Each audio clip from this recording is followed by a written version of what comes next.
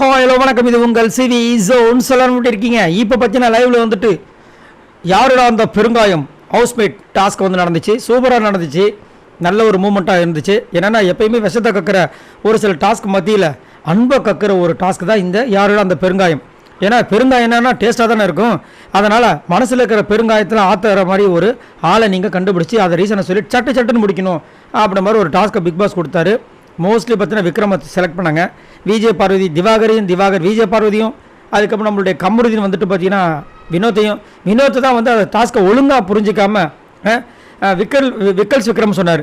அதை தான் திவாகர் சொன்னார், நீங்கள் ஒழுங்காக புரிஞ்சுக்கலங்க, தனிநபருக்கு யாரை பிடிக்குமோ அதை சொல்லுங்கள், நீங்கள் ஒட்டுமொத்த வீட்டையும் சேர்த்து சொல்லிட்டீங்கன்னு சொல்லும்போது டென்ஷன் ஆகிட்டாப்புல. எங்கே அவர் முதல் புரிஞ்சுக்க போகிறார். அதுக்கப்புறம் ஒருத்தராக வந்துட்டு அவங்களுக்கு மனசுக்கு பிடித்தவர்களாக சொன்னாங்க. கடைசியில் வந்துட்டு விக்ரம் வின் பண்ணாப்புல. அதுக்கப்புறம் பிக் பாஸ் வந்து வின் பண்ணவங்க வந்து அங்கே இருக்கிற மோரை கடைஞ்சி அந்த ஹெல்த்தி கிராசஸ் அந்த பெருங்காயத்தை போட்டு கொடுக்கணும்னு சொன்னால் சூப்பராக கனி ரெடி பண்ணி கொடுத்துட்டாங்க. கல்பாக அடிச்சுட்டே இருக்காங்க.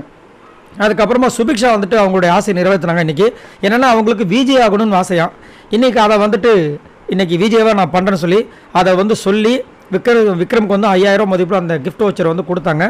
ரொம்ப ஹாப்பியானாங்க. அதை வந்து சபரி சொல்லும் போது நம்மளுக்கு தெரிஞ்சுது இந்த மாதிரி அந்த பொண்ணுக்கு வந்து விஜய் ஆகணும் ஆசை. அதை இன்றைக்கி விஜய் டிவியில் அதுவும் உனக்கு பிடித்த நபருக்கு கொடுத்தது உண்மையிலேயே உனக்கு ஒரு சூப்பராக இருந்திருக்கும் அப்படின்ற மாதிரி சொல்லி பண்ணார்.